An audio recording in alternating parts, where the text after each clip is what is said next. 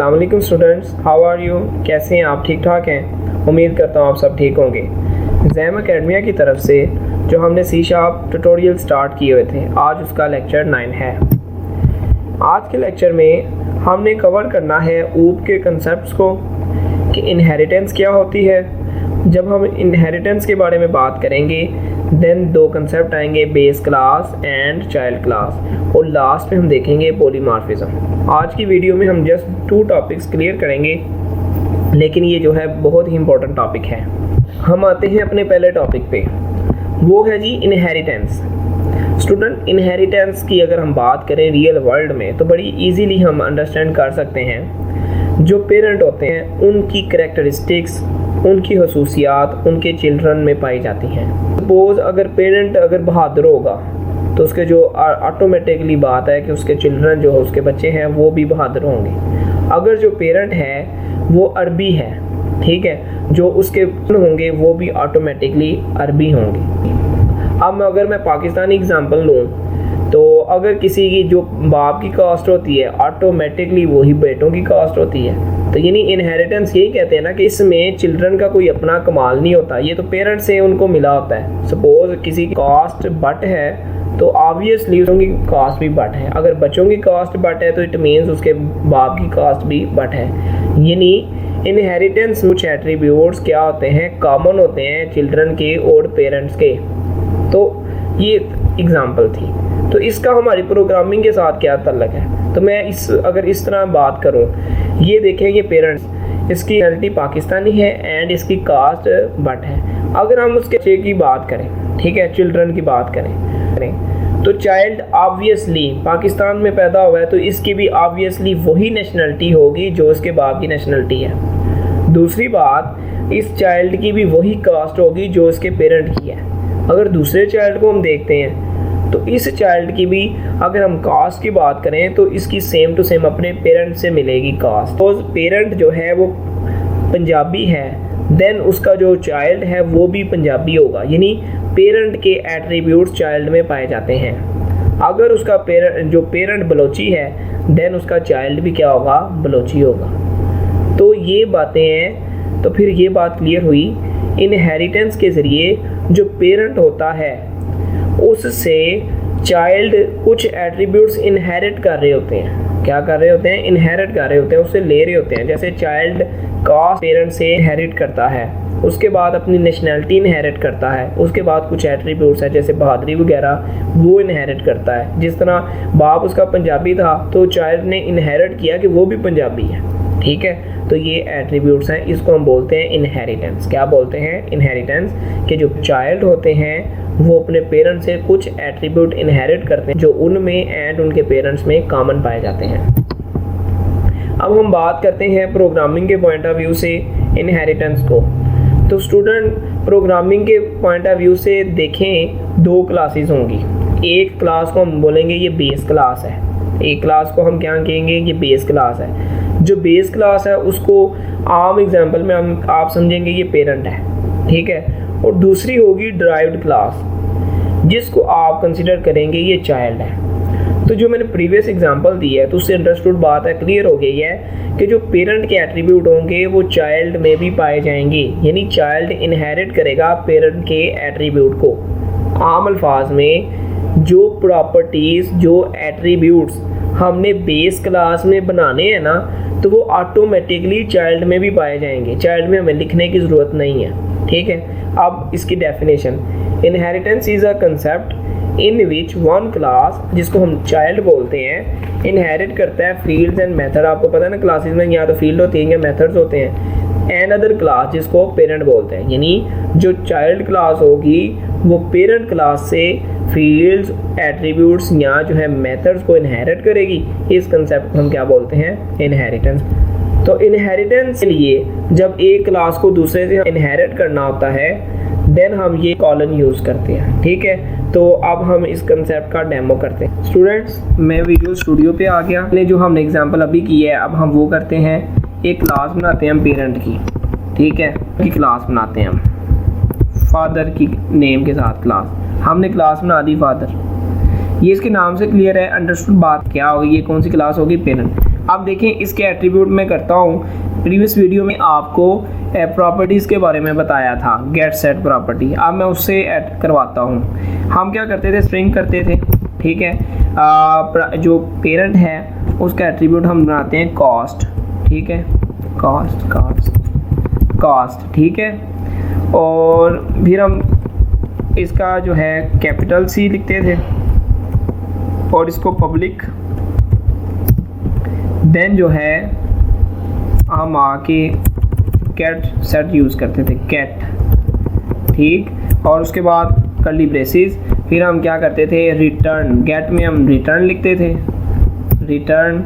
और एक और जो प्रॉपर्टी होती है, एक हमने उसका एट्रीब्यूट प्राइवेट में बनाना होता है, प्राइवेट जो डाटा टाइप यहाँ उसकी होगी असल प्रॉपर्टी की, वो हम लिखेंगे। ये हमने जो है लिखा था कैपिटल, इसको हम मोस्टली जो है लोअर केस में लिखते हैं।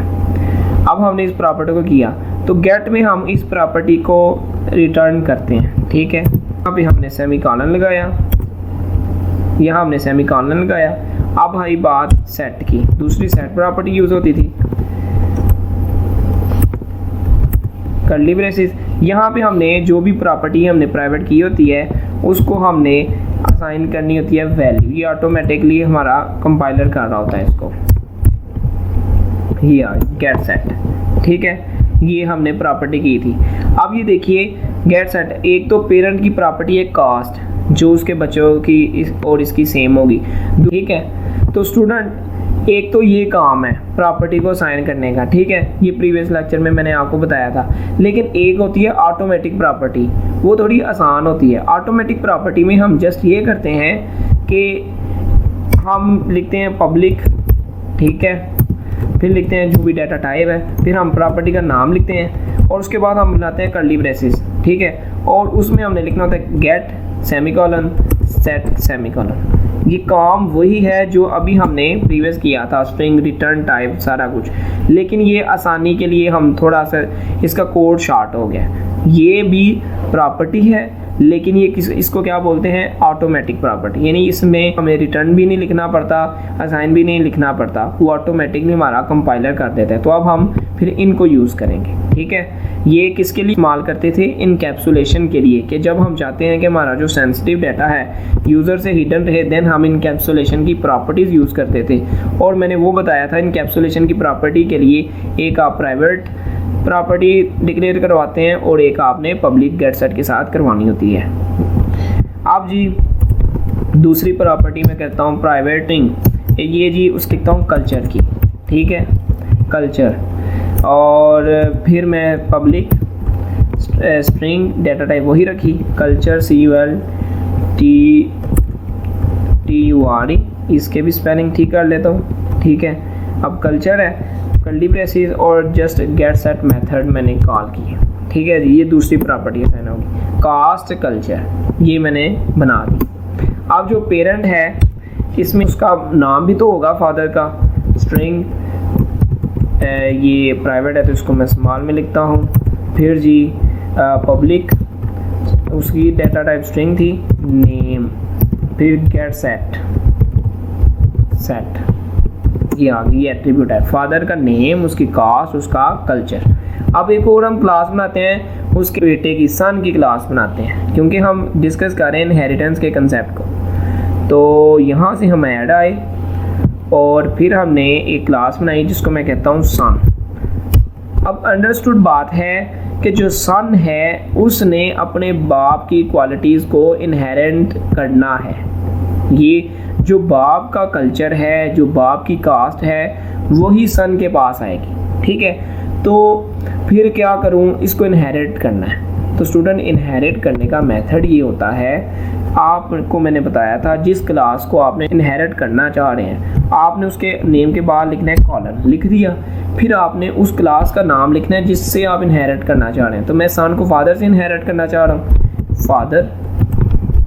आप देखेंगे क्लास इनहेरिट हो गई है, ठीक है। अब जी ये देखें क्लास इनहेरिट हुई।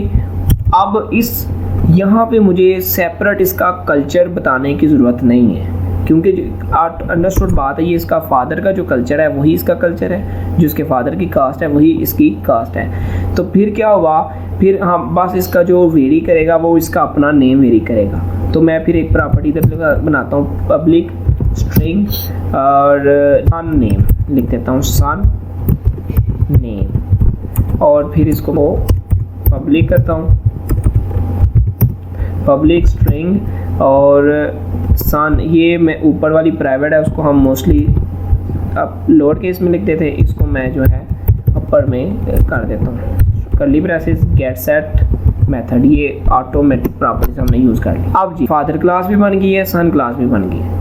अब हम इनके एट्रीब्यूट्स को यूज़ करते हैं मेन में, ठीक है। तो स्टूडेंट बास में ऑब्जेक्ट बनाता हूँ उसके सन की क्लास का, ऐसे ही है। तो ऑब्जेक्ट बनाने का क्या मेथड था, नेम ऑफ क्लास, फिर जो है उसका ऑब्जेक्ट सन, ठीक है, फिर इक्वल न्यू कीवर्ड, फिर क्लास का और कर्ली ब्रेसेस। ये बन गया है ऑब्जेक्ट, ऐसे ही है स्टूडेंट। अब ऑब्जेक्ट बन गए। अब मैं ना इसके ऑब्जेक्ट के ज़रिए इसके एट्रीब्यूट्स को एक्सेस करता हूँ। ऑब्जेक्ट डॉट ऑब्जेक्ट सन, ये डॉट लगा, कास्ट को भी किया, कल्चर को भी एक्सेस कर लिया, नेम को भी किया और सन नेम को भी किया। मेरी एक बात सुने, मैं अब जा रहा हूँ इस सन की क्लास में। इसकी क्लास में तो जस्ट एक ही प्रॉपर्टी थी सन नेम, लेकिन यहाँ पे वो एक्सेस कर रहा है कास्ट को भी, कल्चर को भी, नेम को भी, सन। यानी ये तो एट्रीब्यूट्स तो फादर के थे ना, तो लेकिन ये सन क्लास में तो थे ही नहीं। फिर ये सन के ऑब्जेक्ट के साथ उनको क्यों कर रहा है? यही स्टूडेंट कंसेप्ट है इनहेरिटेंस का। इनहेरिटेंस क्या होती है कि हम एक क्लास में जो कोड लिख लें, मेथड्स और एट्रीब्यूट्स लिख लें, और दोबारा अगर उस दूसरी क्लास में वो रिपीट होते हों तो फिर हम उनको लिखते नहीं होते। अब देखें, अगर मैं इनहेरिटेंस ना यूज़ करता तो मुझे इधर कल्चर की प्रॉपर्टी, कास्ट की प्रॉपर्टी अलग से बनानी पड़नी थी, वो तो टाइम टेकिंग था। तो लेकिन मैंने इनहेरिटेंस के कंसेप्ट को यूज़ किया, वो मेरा कोड रिपीट नहीं हुआ, काम मेरा हो गया। आप देखें, अगर मैं इसको इनहेरिटेंस को ख़त्म करता हूँ, कंट्रोल एस किया, अब मैं आता हूँ प्रोग्राम पे और मैं अब जो है ना इसके ऑब्जेक्ट से देखता हूँ क्या एक्सेस होता है। ऑब्जेक्ट सन डॉट जस्ट सन नेम आया, जस्ट सन नेम आया, तो क्योंकि वो इसमें था ही सन नेम, फादर के एट्रीब्यूट नहीं आए।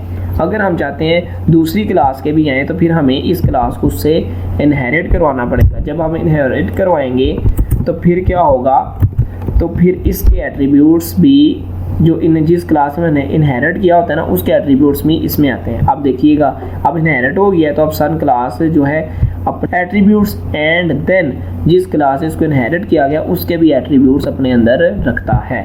तो अब देखिए object dot caste culture and son name. तो ये था स्टूडेंट कंसेप्ट इनहेरिटेंस का। किसका कंसेप्ट था? इनहेरिटेंस का। मैं फिर इसको शो करवा देता हूँ।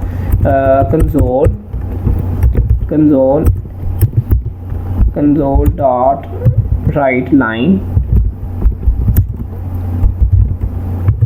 इसमें ऑब्जेक्ट सन डॉट, मैं पहले सन का नेम, ठीक है, सन नेम, और मैं कहता हूँ ये जो है उसका अपना नेम है, नेम और प्लस का कीवर्ड। अब मैं इसके साथ फादर नेम शो करवाता हूँ,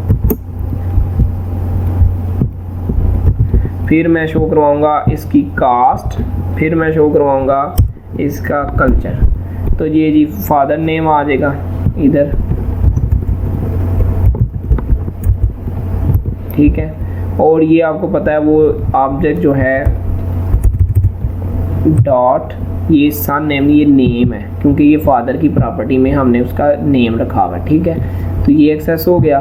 और फिर जो है उसकी कास्ट, ठीक, कास्ट आ जाएगी object dot caste and then जो है उसका मैं कहता हूँ कल्चर। अब एक बात ध्यान में रखें, अभी इसकी वैल्यू कोई शो नहीं होनी, वो इसलिए शो नहीं होनी क्योंकि हमने इनको कोई वैल्यू असाइन नहीं की हुई। ठीक है, मैं जो पहले मेड में यहाँ पे इसको वैल्यू असाइन कर देता हूँ। मैं कहता हूँ जो ऑब्जेक्ट डॉट फादर नेम है ना वो इक्वल है अहमद। ठीक है जी। फिर मैं कहता हूँ जो ऑब्जेक्ट डॉट सन नेम है ना वो है इक्वल अली। ठीक है जी। फिर मैं कहता हूँ ऑब्जेक्ट जो उनका कल्चर है ना वो है पंजाबी। ठीक है। फिर मैं कहता हूँ जो उनकी कास्ट है वो है भट्ट। ठीक, आप देखिएगा कंट्रोल एस करके स्टार्ट विदाउट डिबगिंग किया, ये शो होगा नेम अली, फादर नेम ये है, कास्ट ये है, कल्चर ये है। तो इस अभी तक स्टूडेंट फिर हमने देखा इनहेरिटेंस क्या है। उम्मीद करता हूँ कि आपको इनहेरिटेंस की समझ आई है। अब हम नेक्स्ट टॉपिक पे आते हैं। एक और इसका टॉपिक है वो ये है कि सील्ड कीवर्ड। अब हम चाहते हैं कि कोई ऐसी क्लास के एट्रीब्यूट को कोई भी इनहेरिट ना कर सके, तो उसके साथ अगर हम सील्ड कीवर्ड लगा दें, क्या लगा दें, सील्ड कीवर्ड, तो फिर उस क्लास के एलिमेंट्स को कोई इनहेरिट नहीं कर सकता। मतलब हमारा कोई डाटा बड़ा इंपॉर्टेंट होता है इस किसी क्लास के अंदर, तो हम चाहते हैं कि कोई भी दूसरी सब क्लास उसको इनहेरिट ना करे, तो दे रखते हैं सील्ड का। तो ये फादर क्लास है ना, तो मैं इसके साथ लगाता हूँ सील्ड, लगा दी। ठीक है।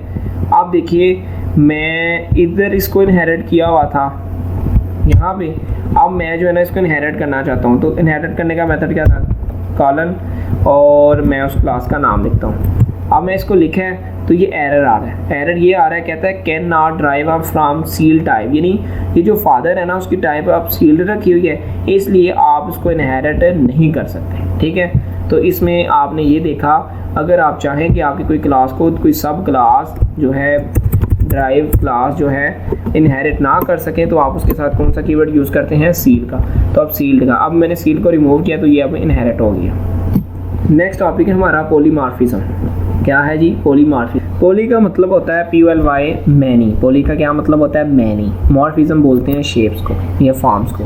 तो पॉलीमॉर्फिज्म का मतलब हुआ मैनी शेप्स, किसी एक चीज़ की मैनी शेप्स, यानी एक चीज़ के कहीं रूप, एक से ज़्यादा रूप। तो एग्जांपल देखिए, अगर कोई एक बॉय है, ठीक है, अगर वो किसी स्कूल कॉलेज यूनिवर्सिटी में जाता है तो वहाँ उसका बिहेवियर क्या होता है, वो स्टूडेंट है। अगर वही बॉय अगर बाज़ार में कोई चीज़ बाय करने जाता है तो वहाँ वो कस्टमर है। ठीक है। तो अगर वो कस्टमर का बिहेव कर रहा होता है, अगर वही लड़का किसी अपने दोस्त के साथ है तो वो उनका फ्रेंड है। यानी बॉय एक है, उसके 3 रूप है, उसके 3 शेप्स हैं, उसके 3 फॉर्म्स हैं, उसके 3 फॉर्म्स हैं। एक स्टूडेंट फॉर्म है, एक कस्टमर है, फ्रेंड है, इसके अलावा भी उसके फॉर्म्स हो सकते हैं। तो इसको हम बोलते हैं पॉलीमॉर्फिज्म। पॉलीमॉर्फिज्म ये है कि कोई एक चीज़ जिसको हम मल्टीपल बिहेवियर्स, चीज़ एक हो, मेथड है, जैसे मेथड एक है लेकिन आप उसको मल्टीपल बिहेवियर, डिफरेंट बिहेवियर के साथ उसको यूज़ कर रहे हैं, तो देन हम उस टेक्निक को, उस अप्रोच को पॉलीमॉर्फिज्म बोलेंगे। क्या बोलेंगे, पॉलीमॉर्फिज्म।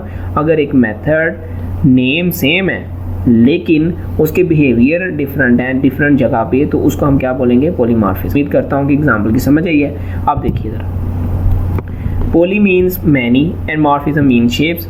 तो असल में पॉलीमॉर्फिज्म यूज़ वहाँ होती है जहाँ हम इनहेरिटेंस कर रहे होते हैं, जो अभी हमने डिस्कस किया है। इनहेरिटेंस क्या है कि हमारी एक क्लास दूसरे पे डिपेंड कर रही होती है, रिलेटेड होती है। तो जब हम इनहेरिटेंस यूज़ कर रहे होते हैं तो वहाँ ये कंसेप्ट आता है पॉलीमॉर्फिज्म का। तो जो पॉलीमॉर्फिज्म की अप्रोच है वो एक्सेस करते हैं मेथड ओवरराइडिंग के ज़रिए भी। इसको मेथड ओवरराइडिंग का कंसेप्ट भी कह सकते हैं। तो भी हम देखते हैं मेथड ओवरराइडिंग क्या है और उसके बाद वर्चुअल कीवर्ड क्या है एंड ओवरराइड कीवर्ड। ओवरराइडिंग का मतलब ये है कि ये आपके पास एक मेथड है और एक ये मेथड है, इसका नाम और इसका नाम सेम है। तो ओवरराइडिंग का ये कि ये दोनों आपके पास हों और आप चाहें कि ये ना चले और ये चले, ये ना कॉल हो ये कॉल हो, तो इट मीन्स बॉय ओवरराइड कर रहा है स्टूडेंट को। ठीक है। यानी जो पेरेंट का है, अगर इनहेरिटेंस की बात करें, जो पेरेंट क्लास है उसका जो मेथड है वो राइड करेगा बेस क्लास को। अगर आप चाहते हैं कि आपका जो बेस क्लास का मेथड है, ठीक है, वो कॉल हो, पेरेंट का कॉल ना हो, तो देन क्या होगा कि जो बेस क्लास का मेथड है वो ओवरराइड करेगा पेरेंट को क्या होगा, ओवरराइड। और मेरी बात सुने, जो मेथड ओवरराइड कर रहा होता है अगर वो बेस क्लास का है तो इट मीन्स बेस क्लास का मेथड की फंक्शनैलिटी शो होगी, पेरेंट की शो नहीं होगी। अगर जो पेरेंट का मेथड ओवरराइड कर रहा है, ठीक है, तो फिर क्या होगा, बाय डिफ़ॉल्ट यही ओवरराइड कर रहा होता है, तो फिर क्या होगा, जो बेस क्लास है उसके मेथड की फंक्शनैलिटी शो नहीं होगी। तो जब आप चाहते हैं कि बेस क्लासेस के जो मेथड हैं वो ओवरराइड हों, देन आप क्या करते हैं, बेस क्लास के मेथड्स के साथ ओवरराइड का कीवर्ड यूज़ करते हैं, एंड जो होता है आपका पेरेंट का मेथड उसके साथ आप वर्चुअल लगाते हैं। स्टूडेंट्स, अब हम आते हैं पॉलीमॉर्फिज्म के डेमो पे। उसके लिए मैं क्लास बनाता हूँ जो बेस क्लास होगी, जिसको पेरेंट भी बोलते हैं, वो मैं बनाता हूँ बॉय की, ठीक है। और क्लास बनाता हूँ कस्टमर की एक, ठीक है। और फिर मैं बनाता हूँ एक सब क्लास स्टूडेंट की,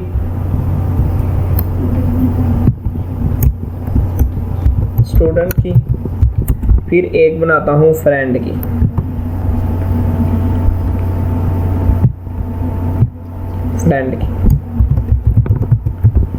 FRIEND, ये हमने क्लासेस बना ली। अब देखें, ये चूँकि इनकी बॉय जो है पेरेंट क्लास है, ठीक है, इसका एक मैं मेथड बनाता हूँ बिहेवियर का, पब्लिक वाइड, ठीक है, और मेथड का नाम होगा बिहेवियर, ठीक है। और कर्ली ब्रेसेस में मैं इसका बिहेवियर लिखता हूँ, हम कहते हैं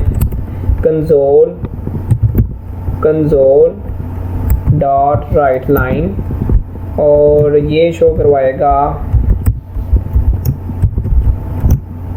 एज अ बॉय, बिहेवियर क्या होगा, एज अ बॉय, ठीक है, बिहेवियर एज अ बॉय। अब मैं इसी मेथड को अपना एक जो फ्रेंड की क्लास है उस पर भी मैं लिखता हूँ। इधर एज आ क्या होना चाहिए, फ्रेंड है तो क्या होना चाहिए, फ्रेंड, ठीक है जी। अब जो है स्टूडेंट में भी मैं यही मेथड लिख देता हूँ, ये है एज आ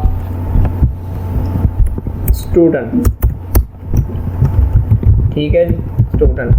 देन जो है कस्टमर पे भी ये मेथड हम बनाते हैं और हम कहते हैं एज आ कस्टमर, ठीक, ये आ गया हमारे पास। अब चूंकि ये बेस क्लास बॉय है तो फिर जितनी भी इसकी सब क्लासेस हैं, चाहे ड्राइव क्लासेस हैं, उनको मैं इनहेरिट कर देता हूँ बॉय के साथ, ठीक है। इसको भी किया और फिर मैं इसको भी इनहेरिट कर देता हूँ, ठीक, और फिर मैं इसको भी इनहेरिट कर देता हूँ। ये अब हमने इनहेरिट भी इनको कर लिया है बॉय की क्लासेस से। अब स्टूडेंट में आता हूँ प्रोग्राम में, program.cs जो होती है जहाँ पे हम रन वगैरह करते हैं। इसके मेन फंक्शन पे अब मैं उन मेथड्स को कॉल करूँगा, ठीक है। तो सबसे पहले मैं ऑब्जेक्ट बनाऊँगा, ठीक है। ऑब्जेक्ट हम जब बात करते हैं पॉलीमॉर्फिज्म की, देन हम ऑब्जेक्ट बनाने का मेथड हमारा ये होता है, हम लगाते हैं पेरेंट क्लास को पहले, तो पेरेंट क्लास है बॉय, ठीक है। उसके बाद हम ऑब्जेक्ट लिखते हैं, ठीक है। बॉय का पहले तो मैं ऑब्जेक्ट लिखता हूँ obj बॉय, ये बॉय का इक्वल न्यू, ठीक है, और ये बॉय क्लास, और ये बन गया बॉय का ऑब्जेक्ट। और अब इस ऑब्जेक्ट से जो मैं मेथड कॉल करूँगा वो कौन सा कॉल होना है, ये वाला कॉल होना है, बिहेवियर एज अ बॉय। तो फिर मैं करके दिखाता हूँ आपको, obj डॉट बिहेवियर, आप देखिएगा कंट्रोल S करके स्टार्ट विदाउट डिबगिंग करूँगा तो बिहेवियर हमेशा होगा एज अ बॉय, ठीक है। अब मैं अप्रोच पे आता हूँ पॉलीमॉर्फिज्म की। पॉलीमॉर्फिज्म अप्रोच क्या है कि मैं एक मेथड बनाया, मैं किसी सब क्लास का मेथड कॉल करता हूँ। तो पॉलीमॉर्फिज्म जब हम यूज़ करते हैं तो तब हम सबसे पहले तो लिखते हैं बेस क्लास, लिख दी है। उसके बाद हम ऑब्जेक्ट, मैं कहता हूँ मैं बनाने जा रहा हूँ फ्रेंड का, ठीक है, फ्रेंड का बनाया। अब आपके ज़हन में क्वेश्चन आ रहा है, मैं बना रहा हूँ ऑब्जेक्ट बनाना चाह रहा हूँ मैं फ्रेंड क्लास का, लेकिन मैंने इसके साथ लिखा है पेरेंट, लेकिन कि हमने जिस क्लास का ऑब्जेक्ट बनाना होता है उसके साथ वही क्लास लिखते हैं, लेकिन मैं ऑब्जेक्ट बना रहा हूँ फ्रेंड का, तो लेकिन मैंने पेरेंट लिखा हुआ है। तो यही टेक्निक है स्टूडेंट पॉलीमॉर्फिज्म की। अब देखिए ऑब्जेक्ट है ना, तो मैं इसके साथ इसकी सामने लिखूंगा मैं किस क्लास का बना रहा हूँ, फ्रेंड का। ये है पॉलीमॉर्फिज्म में क्या होता है कि जिस क्लास का हम ऑब्जेक्ट बना रहे होते हैं उस क्लास को बाद में लिखते हैं, ठीक है, और पहले हमेशा पेरेंट ही होती है। अब ये देखिए, अब मैं इसका ऑब्जेक्ट जब कॉल करूँगा ना, ऑब्जेक्ट फ्रेंड, इसने कॉल तो बेसिकली ये देखिएगा obj फ्रेंड डॉट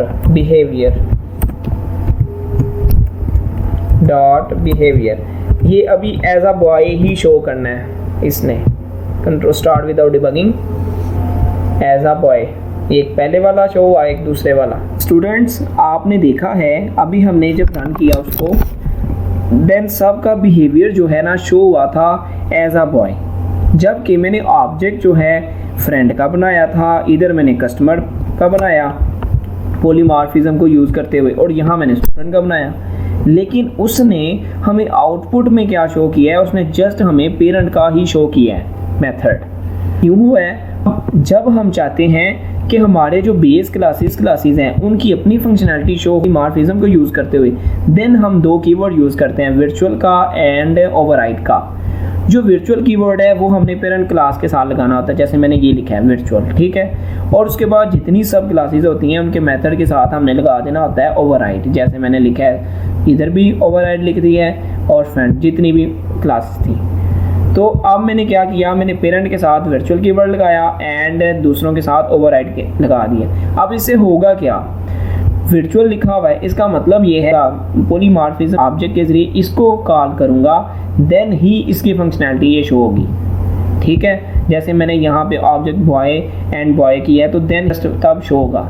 लेकिन पॉलीमॉर्फिज्म ये पेरेंट है, ये उसकी सब क्लास है, ये फ्रेंड की सब क्लास है, तो यहाँ पे क्या होना है कि ये वर्चुअल कीवर्ड है, अब ये पेरेंट नहीं चलेगा। अब जो है मैंने इसके साथ ओवरराइड लगाया हुआ है, इस क्लास के फ्रेंड के साथ ये ओवरराइड लगाया हुआ है, तो फिर क्या होगा, ये सब क्लास जो है वो ओवरराइड करेगी बॉय को, पेरेंट को, ठीक है। इसी तरह जो कस्टमर है ये ओवरराइड करेगी कस्टमर को, एंड सिमिलरली जो स्टूडेंट क्लास है उसका मेथड ओवरराइड करेगा। अब ये उसकी फंक्शनैलिटी शो होगी। अब मैं इसको स्टार्ट विदाउट डिबगिंग करता हूँ। अब देखिएगा सबसे पहले बॉय का शो हुआ, वो इसलिए शो हुआ कि मैंने पूरे का पूरा ऑब्जेक्ट जो है मैंने बॉय क्लास का लिखा था बॉय, ठीक है। उसके बाद मैंने पॉलीमॉर्फिज्म यूज़ की, पेरेंट लिखा, फिर उसका चाइल्ड लिखा फ्रेंड का, तो फ्रेंड शो हुआ।